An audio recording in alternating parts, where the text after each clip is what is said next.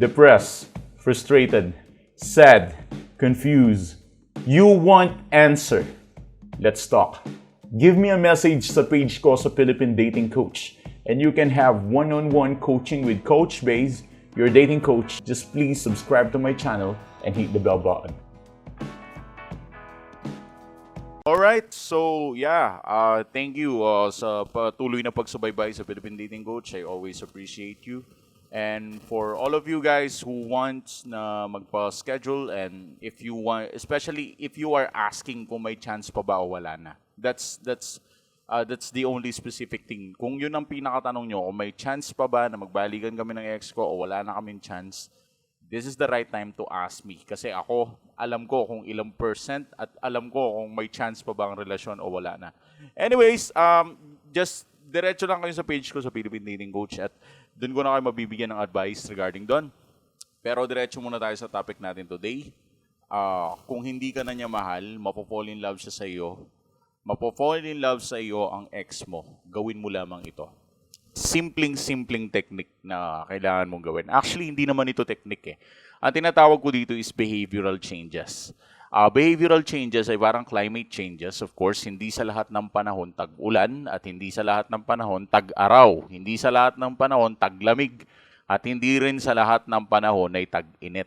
Kung akala mo yung nararamdaman mong yan ay panghabang buhay na, therefore, mali ka. Kahit sinong tanungin mo, kahit batang maliit, alam ng batang maliit sa sarili niya na hindi panghabang buhay ang nararamdaman mo. Kahit batang maliit, alam niya na hindi pang habang buhay yan. Pero na lang, kung masyado mong dinibdib na talagang ginawa mong Diyos yung nararamdaman mo, sakit ng loob at sama ng loob sa ex mo, talagang di ka makakamove on dyan kahit abutin ka pa ng 1 milenya, di ba? Talagang dyan ka na forever kung hindi ka, kung talagang itatatak mo yan sa dibdib mo. Anyways, hindi naman yun yung gusto kong sabihin. Ang gusto kong itapik ngayon is paano mo ba mapa-fall in love ulit sa'yo yung ex mo? Kung paano siya na-fall in love sa'yo dati.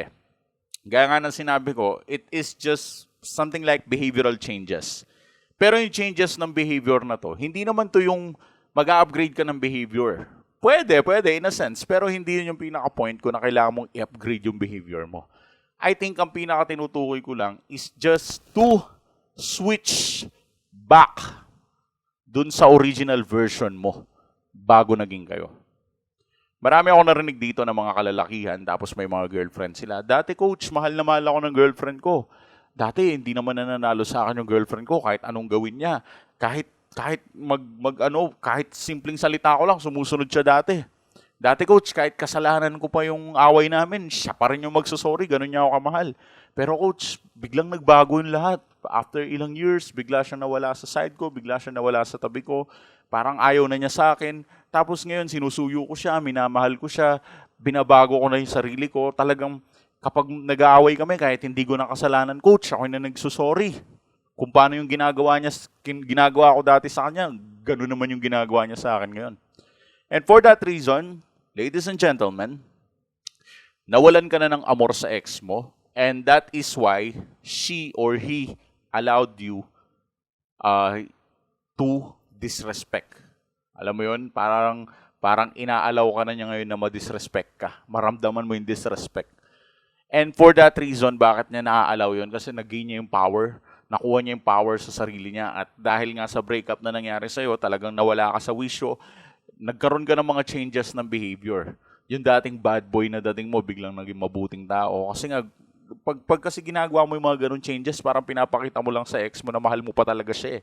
Hindi mo siya kayang bitawan.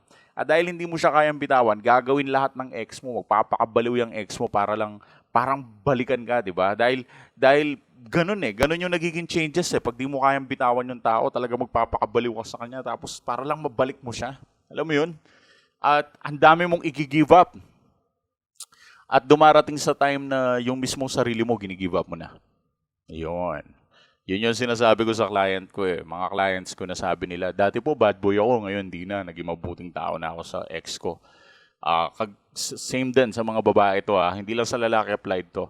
Minsan, wala namang masama sa pagiging bad boy as long as hindi kayo hampas lupa, di ba? Hindi yung inuupakan nyo, baka naman binubugbog niya. Hindi maganda yon, of course. Ang tinutukoy ko lang, yung dati kang dominante sa relasyon, Alam mo yun, yung dati mong behavior sa relationship, ikaw yung maarte dati, ikaw yung dominante dati, ikaw yung masungit dati, ikaw yung boss ng relationship dati, pero bigla nagbago ang lahat. Ginigive up mo yung sarili mong pagkatao para lang mabalik mo yung ex mo. At ngayon, yun yung tinutukoy ko na behavioral changes. Mag-switch back ka doon sa original personality mo dati noong nakilala mo siya. Kung nakilala mo siya ng 2019, kunyari 2019 mo siya nakilala at naging dominante ka sa relasyon, pagdating ng 2022, naging parang pusang maliit ka na hindi ka na makapalag sa ex mo dahil sigang-siga na siya. Kalimutan mo yung behavior na meron ka ngayon 2022, bumalik ka ng 2019. Kasi hindi naman siya na in love sa behavior mo ngayon. Hindi naman siya na in love sa behavior mo na submissive.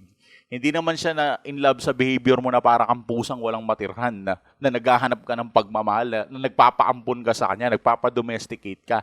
Hindi dyan na in love yung ex mo.